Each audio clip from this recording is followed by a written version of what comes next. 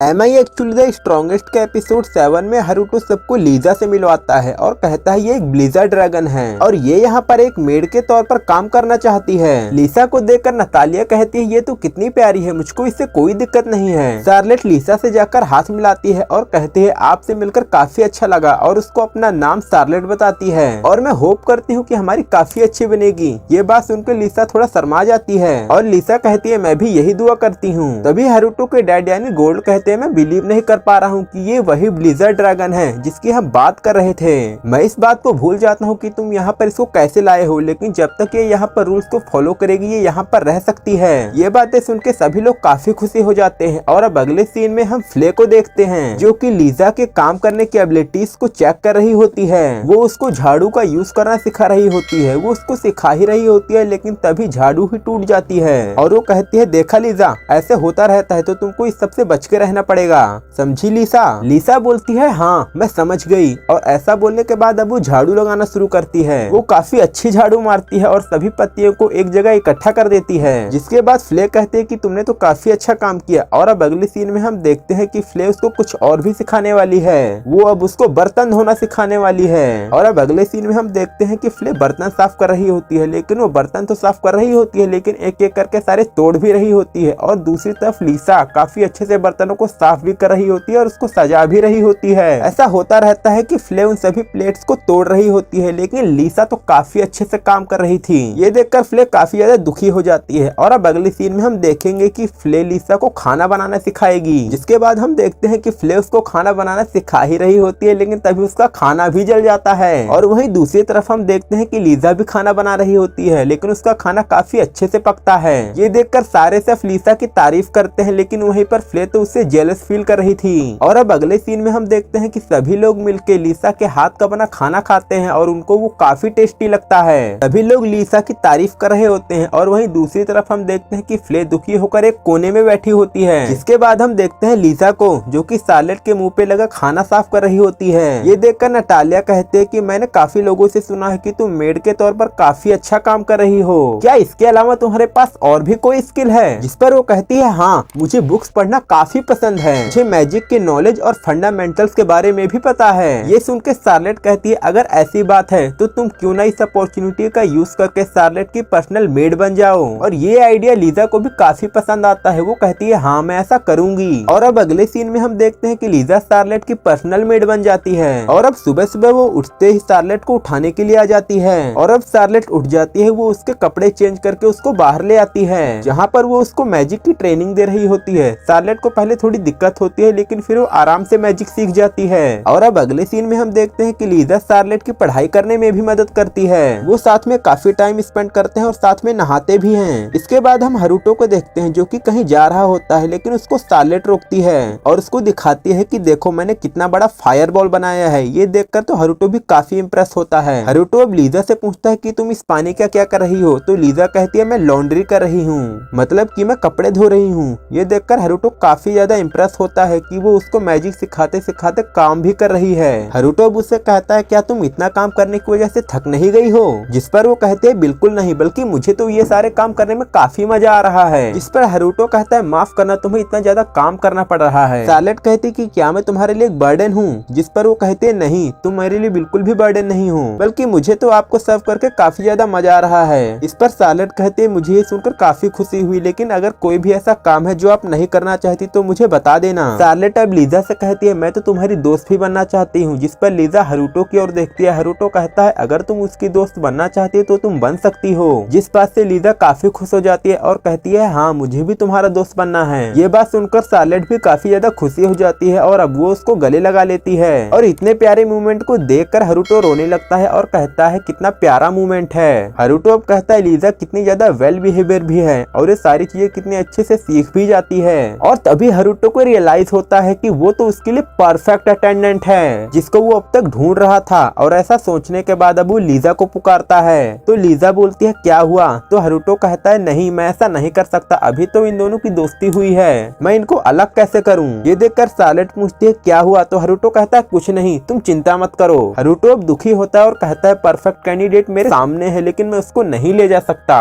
तभी उसके दिमाग में एक आइडिया आता है और वो कहता है मैं तो एनीवे डोर का भी यूज कर सकता सकता हूँ। लीजा जब एनीवे डोर का यूज करके कैपिटल चली जाएगी तो मैं उसको दोबारा वापस भेज दूंगा। ये सोच के हारुतो बोलता है, फाइनली मेरी प्रॉब्लम दूर हो गई है पर्सनल अटेंडेंट ढूंढने की, और अब मुझे फोकस करना होगा एक्सपेल होने के मिशन पर। और अब अगले सीन में हम सालेट को देखते हैं जो कि दुखी होती है इस वजह से क्योंकि जो एनिमे वो देख रही होती है वो खत्म हो जाता है। तो हारुतो कहता है कोई बात नहीं, अगले हफ्ते न्यूज शो आने वाले हैं, तुम उनको देख लेना। तभी लिसा हारुतो से कहते हैं कि आपका ब्रेक टाइम ओवर हो गया है, आपको चलना होगा।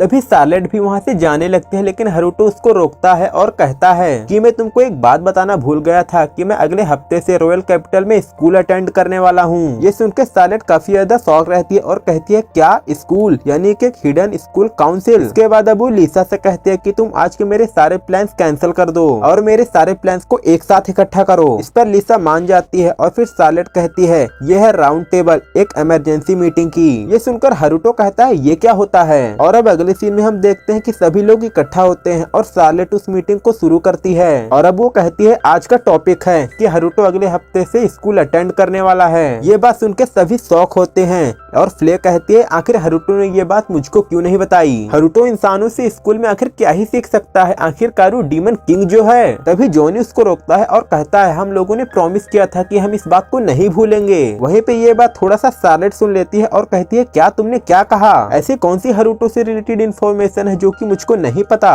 तो फ्ले कहती है हाँ, ये हम सभी डीमंस के बीच एक सीक्रेट है। ये बात सुनकर सालेट काफी ज्यादा शॉक रह जाती है। तभी जॉनी उसको दिलासा देने लगता है और कहता है प्लीज इस तरह से दुखी मत हो, लॉर्ड हारुतो आपसे काफी ज्यादा प्यार करते हैं, वो आपको इस बारे में जरूर बता देंगे। ये बात सुनकर सालेट शर्मा जाती है और कहती है क्या वो मुझसे प्यार करते हैं, तो फिर मैं वेट करती हूँ, चलो अब हम दोबारा अपनी मीटिंग को कंटिन्यू करते हैं। और अब सबसे बड़ा क्वेश्चन ये उठता है कि आखिर लॉर्ड हारुतो वहाँ पर जाना क्यों चाहते हैं। वो बताते हैं कि जब वो स्कूल लाइफ से रिलेटेड एनिमे देख रही होती है तब उसने हारुतो से पूछा था कि आखिरकार स्कूल क्या होता है, जिसके बारे में हारुतो ने बताया था कि स्कूल एक काफी खतरनाक और डरावनी जगह होती है। ये बात सुनकर सभी लोग काफी शॉक रह जाते हैं और कहते हैं क्या सच में हारुतो ने ये बात कही थी। तो सालेट कहती है हाँ, लेकिन ऐसा तो हो ही नहीं सकता कि हारुतो किसी चीज से डर रहे हों, लेकिन आखिर उन्होंने ऐसा कहा क्यों था। तो सालेट कहती है अगर मैं उस एनिमे के अकॉर्डिंग जाऊं तो शायद स्कूल के अंदर एक हिडन स्टूडेंट काउंसिल हो जो कि सभी अच्छे बच्चों को इविल बनाना चाहते हैं, और इन सबको करवाने के पीछे एक इविल पर्सन है जो कि किंगडम के फाउंडेशन को हिलाना चाहता है, और हारुतो उसको ऐसा नहीं करने दे सकता। इसीलिए हारुतो ने डिसाइड किया होगा कि वो उससे सिवा बनकर लड़ेगा। ये बात सुनकर फ्ले और जॉनी हैरान होते हैं और कहते हैं हाँ ऐसा हो सकता है। तभी सालेट कहती है हमको हारुतो की जरूर मदद करनी चाहिए।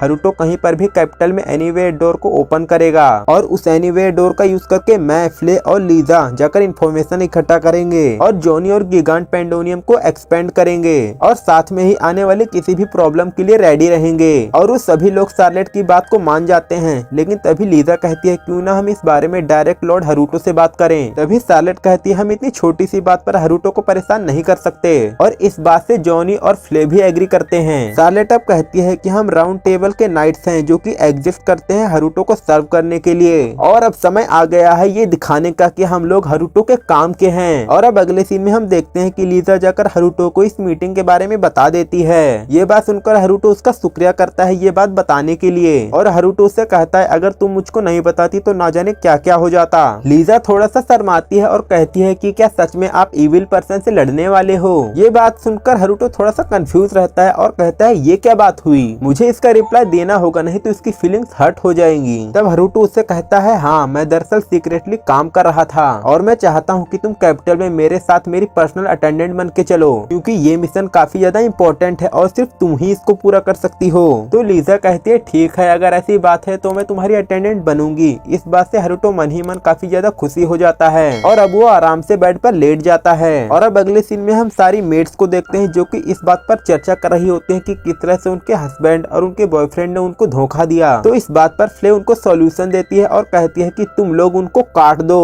तो मेड कहती है तुम सही कह रही हो, हम लोगों को उनसे रिश्ता काट देना चाहिए, शुक्रिया इस एडवाइस के लिए। और अब अगले सीन में हम सालेट को देखते हैं जो कि कहती है तुम्हारी यूनिफॉर्म बाकी मेड से अलग क्यों है। तो फ्ले कहती है ये उस दिन हुआ था जब लॉर्ड हारुतो ने मुझको ऑर्डर दिया था मेड बनने का। और अब हमको पास्ट का सीन दिखाया जाता है जहाँ पर मेड फ्ले के लिए यूनिफॉर्म ला रही होती है, लेकिन सारी यूनिफॉर्म उसके लिए छोटी होती है, उसको कोई यूनिफॉर्म फिट ही नहीं आ रही होती है। और तभी फ्ले ने सबसे अलग अपने लिए कस्टम यूनिफॉर्म बनवाई और वो लॉर्ड हारुतो से पूछती है कि ये कैसी है। लॉर्ड हारुतो कहते हैं कि हाँ ये तो सच में काफी अच्छी है, और ये बात सुन के फ्ले तब से इसी यूनिफॉर्म को पहनती है।